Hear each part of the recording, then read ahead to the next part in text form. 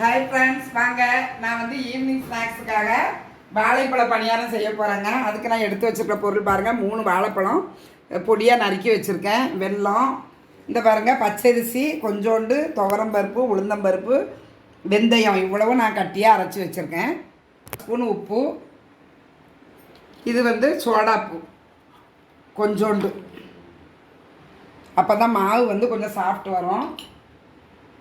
இந்த வாழைப்பழத்தை வந்து நான் பொடியாக நறுக்கி வச்சுருக்கேன் பாருங்கள். அதையும் இது கூடவே நான் மிக்ஸ் பண்ணிடுறேன். இப்போ வந்து மாவு கட்டியாக தான் இருக்குது.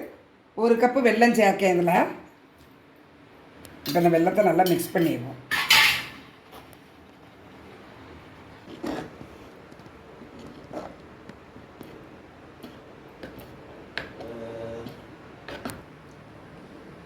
இந்த குழி பணியாரம் ஊற்றுறதுக்கு இந்த அளவுக்கு இருந்தால் போதும் ஃப்ரெண்ட்ஸ்.